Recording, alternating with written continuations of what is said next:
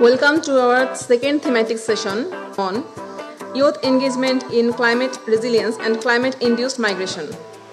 As our honorable panelists, Mr. M.D. Abdul Sabur, Assistant Director, Young Power in Social Action, IPSHA.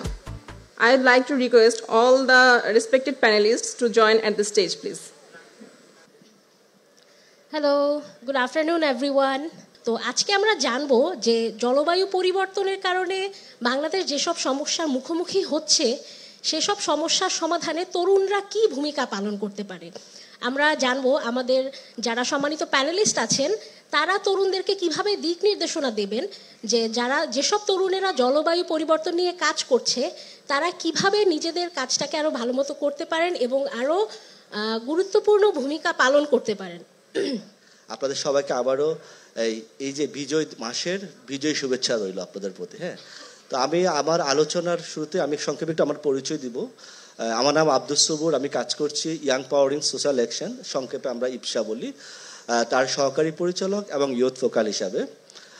So আমাদের সংগঠনটি মূলত চট্টগ্রামের focused একটি সংগঠন। সেখানে আমি দেখছি তখন চট্টগ্রামের অনেক আমার প্রিয় ইয়ুথ ভাইরা আছে, বোনেরা আছে, তাদের দেখে খুব ভালো লাগছে। সো যে প্রশ্নটা আসে আসলে যে ইউথ এঙ্গেজমেন্টের জায়গার ক্ষেত্রে আসলে চ্যালেঞ্জগুলো কি কি, এটা খুব একটা ক্রিটিক্যাল প্রশ্ন। সো আমরা প্রথমে যেটা আমি একটু ক্লিয়ার করবো, আসলে ইউথ এঙ্গেজমেন্ট যাওয়ার আগে আমি জাস্ট একটু কনসেপ্টটাকে একটু আপনাদের কাছে একটু যাবো। আমরা সাধারণত ক্লাইমেট চেঞ্জের কথাটা আসছে, যে ক্লাইমেট চেঞ্জ বা ক্লাইমেট রেজিলেন্টে বিভিন্ন উদ্যোগ নিতে ইউথ এঙ্গেজমেন্টটা কী হবে, ওদের চ্যালেঞ্জগুলো কী কী। হ্যাঁ, সো আমরা সবাই জানি যে এখন গ্লোবাল পুরো পৃথিবী এখন ক্লাইমেট চেঞ্জ কনসেপ্টে বা এটার ঝড়ে সবাই জড়াক্রান্ত। রিসেন্টলি কপ শেষ হলো, আমার বাংলাদেশে অনেক ডেলিগেটরা সেখানে অংশ নিয়ে বেশ ভালো কিছু আলোচনা হয়েছে। সো আমরা এই জিনিসগুলো আপনারা জানেন যে জলবায়ু পরিবর্তনের অনেকগুলো কারণ রয়েছে, তার মধ্যে অন্যতম কারণ কিন্তু প্রাকৃতিক এবং মানব সৃষ্ট। হ্যাঁ, আপনারা জাস্ট চিন্তা করেন পৃথিবীর এখন বয়স প্রায় 4.5 বিলিয়ন ইয়ার্স। এখন আমরা যদি জিওলজিক্যাল টাইম স্কেল, অনেকে জানেন জিওলজিক্যাল টাইম স্কেল বেশ কিছু এরা এপক আছে, সেনোজোইক, মেসোজোইক। হ্যাঁ, এখন চলতেছে প্রায় আপনার সেনোজোইকের হলোসিন কোয়ার্টার যে পিরিয়ডটা চলতেছে, এবং সেটা শুরু হয়েছে আজ থেকে প্রায় 1200 বছর আগ থেকে। হ্যাঁ, কিন্তু আপনারা কখনো জেনেছেন মানুষ সৃষ্টির আগ থেকেও কিন্তু পৃথিবীতে গ্লোবাল ওয়ার্মিং ছিল, আইস মেল্টিং হতো, যেটাকে বলতো গ্লেসিয়াল, ইন্টারগ্লেসিয়াল। তাহলে একটা কোশ্চেন আসতে পারে না যে তখন তো মানুষ ছিল না, ইন্ডাস্ট্রি ছিল না, তাহলে তখন কেন ইন্টারগ্লেসিয়াল হলো? আপনি কেউ বলতে পারেন কেন তখন ইন্টারগ্লেসিয়াল হলো? আপনার কাছে একটা কোশ্চেন রইল, কেন ওই সময় তাহলে ইন্টারগ্লেসিয়াল বা আইস মেল্টিং হলো? এখন যেটা আমরা খুব সোচ্চার, কেউ একটু বলতে পারেন? আপনাদের কাছ থেকে জানতে চাচ্ছি। একজন হাত তুলছে প্লিজ। আমি একজন আমার ভলেন্টিয়ার ভাইকে অনুরোধ জানাবো ওনাকে মাইকটা দেওয়ার জন্য, যদি একটু পরিচয় দিয়ে কথা বলবেন। আসসালামু আলাইকুম, আমি অনিকা মেহেরুন্নেসা, পড়াশোনা করছি ঢাকা বিশ্ববিদ্যালয় ডিজাস্টার ম্যানেজমেন্ট অ্যান্ড ভালনারেবিলিটি স্টাডিজে। গ্লেসিয়ার মেল্টেশনের যে দুইটা কজেস, একটা হচ্ছে ন্যাচারাল অ্যান্ড হিউম্যান মেড। আমরা বর্তমানে যেটা দেখতে পাচ্ছি ওভার পপুলেশনের কারণে হিউম্যান মেড রিজনগুলো, বাট প্রাকৃতিক যে রিজনগুলো এগুলো তো পৃথিবীর পূর্ব থেকেই বা স্টার্টিং পয়েন্ট থেকে এগুলো হয়ে আসছে। বাট ওই সময়ে প্রবলেমগুলো আমরা ফেস করতাম না অনলি বিকজ অফ সেটার যে সার্কুলেশনটা, এই সার্কুলেশনটা আবার পরিপূরক হয়ে যাইতো। কিন্তু এখন হিউম্যান যে কাজটা বাড়াবাড়ি রকমের করছে, এটা কখনোই সার্কুলেশন আবার আগের অবস্থায় ফেরত আসে না। অ্যান্ড দ্যাটস ওয়াই আজকে এটা প্রবলেম। আর হিউম্যান পৃথিবীতে আসার আগে এটা প্রবলেম ছিল না। চমৎকার, ধন্যবাদ। এখান থেকে একজন আমাদের পার্টিসিপেন্ট হাত তুলেছিলেন, ওনাকে যদি একটু মাইকটা দিতেন। আমি তাসমিয়া রশিদ নওরিন, বিএসসি কমপ্লিট করেছি জিওগ্রাফি অ্যান্ড এনভায়রনমেন্ট ডিপার্টমেন্ট থেকে। তো আমার কাছে যেটা মনে হয় বেসিক্যালি প্রত্যেকটা জিনিসের একটা রিয়াকশান আমি সবসময় পাবো। আমি একটা অ্যাকশন নিলে অবশ্যই সেটা রিয়াকশান পাবো। সো আমি যখনই কোনো কিছু একটা করতেছি, আমি মনে করতেছি এটা কোনো ইস্যুস না। এই যে একটু আগে আমরা গ্লোবাল ওয়ার্মিং অনেক কিছু নিয়ে কথা বলছিলাম, তো ছোট ছোট জিনিসই অনেক বড় করে ইম্প্যাক্ট ফেলে। তো এর আগেও জিনিসগুলো ছিল, অবশ্যই ছিল না সেটা না, সেটা প্রাকৃতিকভাবে যেটা যতটুকু হতো ততটুকু, কিন্তু এখন আমরা করছি এই জন্য আমরা জিনিসটা ফেরত পাচ্ছি। That's it. চমৎকার। তাহলে আমরা এক জায়গায় সব আসতে পারি যে ক্লাইমেট চেঞ্জ যেমন natural causes plus man made যে মানুষ এবং মানব সৃষ্ট কারণগুলোকে সেটাকে ত্বরান্বিত করেছে বলেই এখন আসলে আমরা খুব কনসার্ন, এবং আগে যেহেতু মানুষ ছিল না তখন ক্লাইমেট চেঞ্জ কি হয়েছে না হয়েছে সেটা হয়তো আমাদের কনসার্ন ছিল না। এখন যেহেতু মানুষ পৃথিবীতে বসবাস করছে এবং খুব দ্রুত সব জিনিস চেঞ্জ হচ্ছে। এই যে আপনারা যদি দেখি 1880 সাল থেকে বিপ্লবের পর থেকে কিন্তু ধারণা করা হচ্ছে পৃথিবীর তাপমাত্রা প্রায় 1.2 ডিগ্রি সেলসিয়াস বৃদ্ধি পেয়েছে। সো এটা কারণটা একমত ছিল শিল্প বিপ্লবের পর কার্বন ইমিশন বা এইসব কারণে, হ্যাঁ কার্বন ইমিশন বা আরও অন্যান্য কাজের কারণে পৃথিবীতে ক্লাইমেট চেঞ্জ হচ্ছে।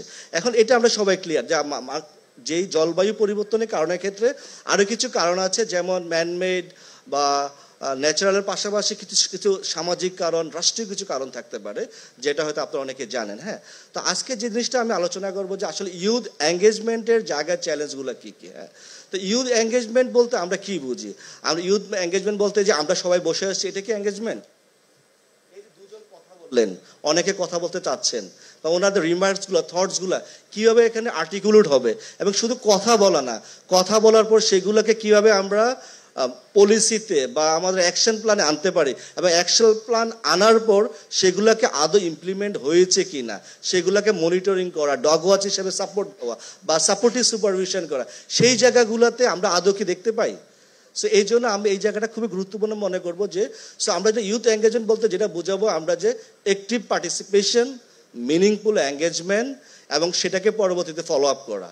সো আমার কাছে মনে হচ্ছে আমাদের যেই বাংলাদেশ বা আমি গ্লোবালের কথাই বলবো, গ্লোবাল কন্টেস্টে বলবো যে আমরা দেখি যে আসলে এই ধরনের ইস্যুগুলোতে আমাদের ইউথরা খুবই অ্যাক্টিভ, খুবই ওরা প্রম্পট, ওনারা রেসপন্স করতে চায়, কথা বলতে চায়, কিন্তু তার পরবর্তীতে হোয়াট হ্যাপেনিং, কি হচ্ছে? এই যে একটা ইস্যু রেজ হলো ক্লাইমেট ইস্যু নিয়ে, আমরা এখন ক্লাইমেট জাস্টিসের কথা বলছি, লস অ্যান্ড ড্যামেজের কথা বলছি, সেগুলো আমাদের ইউথরা যে যার জায়গা থেকে গ্লোবালি এবং লোকালি রেজ করছে, কিন্তু ওরা এই জায়গায় অতটুকুই এঙ্গেজমেন্ট হয়েছে। কিন্তু তার পরবর্তীতে এঙ্গেজমেন্ট পরবর্তীতে ওদের যে রিমার্কসগুলো, থটসগুলা বা ওদের যে বিষয়গুলা সেগুলো আদৌ পলিসিতে ইমপ্লিমেন্ট হয়েছে কিনা, বা পলিসি হওয়ার পরবর্তীতে এটা কি শুধুই কি কাগজে কলমে রয়ে গেল, না সেটা আজও ইমপ্লিমেন্ট হয়েছে কিনা, সেই জায়গার ক্ষেত্রে সবচেয়ে বড় চ্যালেঞ্জ আমার মনে হচ্ছে। আমরা ইউথ এঙ্গেজমেন্টের ক্ষেত্রে আমাদের কাছে সবচেয়ে বড় চ্যালেঞ্জ হলো যে আমরা শুধুমাত্র পার্টিসিপেশনে করতেছি, বাট মিনিংফুল এঙ্গেজমেন্ট বা ইমপ্লিমেন্টেশন বা সাপোর্টিভ সুপারভিশনের জায়গাতে যুবদের অংশগ্রহণটা এখন আমরা নিশ্চিত করতে পারিনি। সে এতটুকু ছিল আমার কাছে। ধন্যবাদ। ধন্যবাদ আপনার মূল্যবান মতামতের জন্য। আসসালামু আলাইকুম, আমি এস.এম. মোবাশ্বের আহমেদ ফুয়াদ, বর্তমানে ঢাকা বিশ্ববিদ্যালয় আইন বিভাগে পড়াশোনা করছি।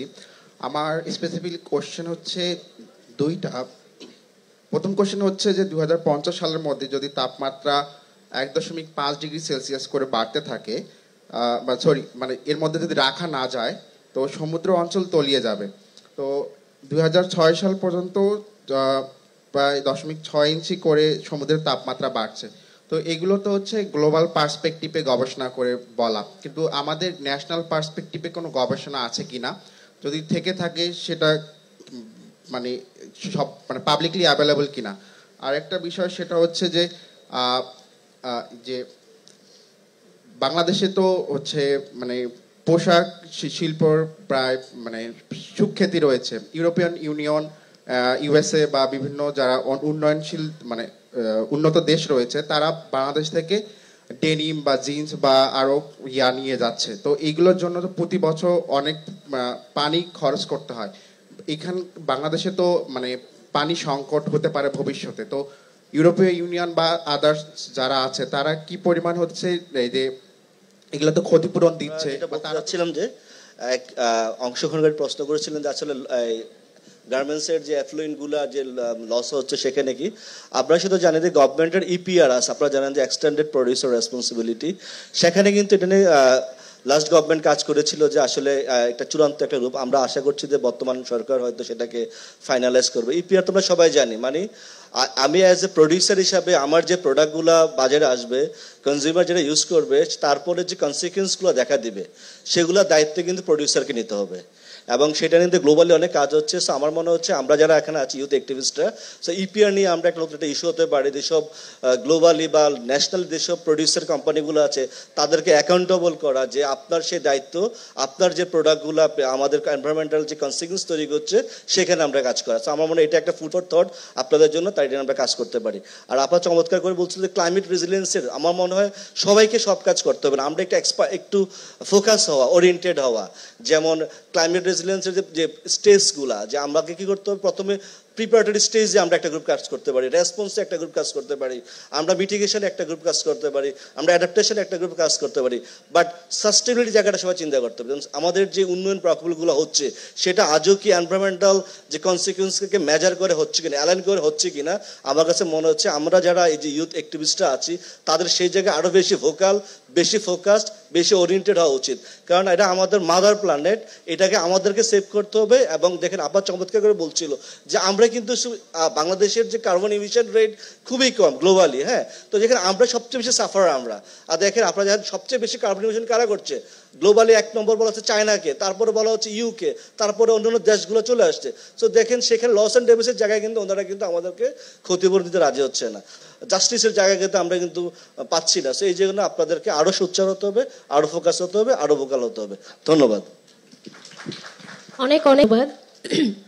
তো আমরা অলমোস্ট শেষের পর্যায়ে চলে এসেছি, আমাদের হাতে বোধহয় আর 10 মিনিটের মতো সময় আছে। সো আমরা আর ছোট ছোট 2-1টা কোয়েশ্চেন নিব, তারপরে আমরা র্যাপ করে ফেলবো, প্লিজ। সেটা হচ্ছে, আমি মহেশখালীর সন্তান, একেবারে সংক্ষেপে প্রশ্নটা করছি। আপনারা জানেন মহেশখালীতে যে কয়লা ভিত্তিক তাপবিদ্যুৎ কেন্দ্র যে স্থাপন করা হলো, এটার কারণে এখানে ডে বাই ডে কিন্তু মাইগ্রেশন হচ্ছে।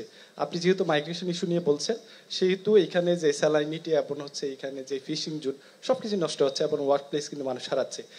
এই ক্ষেত্রে যে বিরাট অংশের একটা যে এখানে ল্যান্ড একুইজিশন করা হলো, যেটার অলরেডি অনেক অংশ কিন্তু এখন কাজ করা হচ্ছে না। আমরা যখন এইসব বিষয় নিয়ে যখন কথা বলছি, অর্থাৎ মানুষকে এগুলো যখন ফিরিয়ে দেওয়ার কথা বলছি, তখন এই সরকার যেটা বলছে যে এটা একটা চুক্তিভিত্তিক বিষয়, এটা একটা আইনি প্রসেস আছে, তো এটা কোনোভাবে সম্ভব নয়।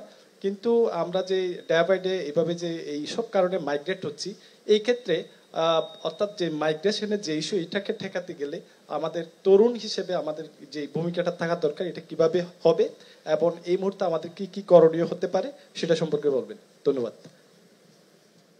হানিফ, আমাদের ইউথ যোদ্ধা ভাইয়ের প্রশ্নের এগেইনস্টে যেটা বলবো যে আমাদের প্রথমে আমরা জানি যে বাংলাদেশের যে দ্রুত নগরায়ন হচ্ছে এবং নগরের যে বস্তিতে যে লোক সংখ্যা হচ্ছে তারা ম্যাক্সিমামে কিন্তু হচ্ছে বিভিন্ন জলবায়ু পরিবর্তনকারী যারা স্থানচ্যুত মানুষ, তারা কিন্তু সেখানে বসবাস করছে এবং তারা কিন্তু এখানে এসে খুব মানবেতর জীবনযাপন করছে। অনেক ক্ষেত্রে তাদের ন্যাশনাল আইডেন্টিটিও থাকে না, তার ফলে সরকারের বিভিন্ন প্রোগ্রাম থেকে বা সুবিধা থেকে বঞ্চিত হয়। তার জন্য সরকার অনেক কাজ করছে।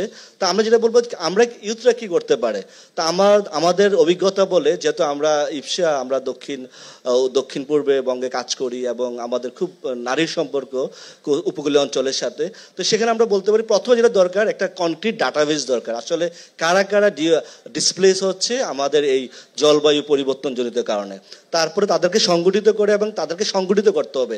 অধিকারগুলো কিন্তু কেউ দেয় না, অধিকার কি করতে হয়, অধিকার আদায় করতে হয়। এই জন্য তাদেরকে সংঘবদ্ধ করে তাদের অধিকার নিয়ে আদায় করতে হবে, সে ব্যাপারে তাদেরকে মোবিলাইজ করতে হবে, ক্যাপাসিটি ডেভেলপমেন্ট করতে হবে। তারপরে বাংলাদেশের যে রাষ্ট্রীয় যে খাতগুলো, বাজেটে এই সমস্ত ব্যক্তিদের জন্য পর্যাপ্ত বরাদ্দ এবং অ্যালোকেশন করতে হবে। পাশাপাশি সরকারের বাংলাদেশের অন্যান্য মানুষের জন্য যেসব সুবিধাগুলো রয়েছে প্রান্তিক অঞ্চলে, সেসব সুবিধাগুলো নিশ্চিত করতে হবে। এবং আরেকটা বিষয় হলো, যেসব ডিসপ্লেস মানুষগুলো আসতেছে, বিশেষ করে হটস্পটের আশেপাশে অঞ্চলে কিন্তু তারা আসে। আপনারা দেখেন, আমি যদি জোর করে এখন তাদেরকে ঢাকায় নিয়ে আসে বা অন্য কোথাও স্যাটেল করি, তারা কিন্তু সেখানে চাইবে না। আমরা জানি যে গভর্নমেন্টের অনেক এইসব হাউজিং স্কিম হয়েছিল, পরবর্তীতে মানুষগুলো কিন্তু সেখানে থাকে নাই, তারা এগুলোকে ভাড়া দিয়ে আরেক জায়গায় চলে গেছে। কারণটা কি, সেখানে ইন্টিগ্রেটিং প্ল্যান হয় নাই। একটা মানুষ শুধু থাকবে, তার অ্যাকোমোডেশন তার বিষয় না, সেখানে তার ইনকাম জেনারেটিং কী হবে, তার এডুকেশন কীভাবে আসবে, তার হেলথ কীভাবে আসবে। সো আমরা যখন কোনো পরিকল্পনা করবো এইসব ডিসপ্লেস মানুষের জন্য, তখন আমাদের একটা রোভাস্ট কনক্রিট একটা প্ল্যান থাকতে হবে, যেখানে তার অ্যাজ এ হিউম্যান হিসাবে তার যেসব বেসিক ফেসিলিটিসগুলোকে আমি এনশিওর করতে হবে। তো সেই জায়গায় আমার যারা ইউথরা আছে, বাংলাদেশের ডেমোগ্রাফির বিশাল একটি অংশ ইয়াং জেনারেশন, তারা খুব ভাইব্রেন্ট। আপনারাই পারেন আমাদেরকে একটা সুন্দর একটি ভবিষ্যৎ দিতে। ধন্যবাদ সবাইকে।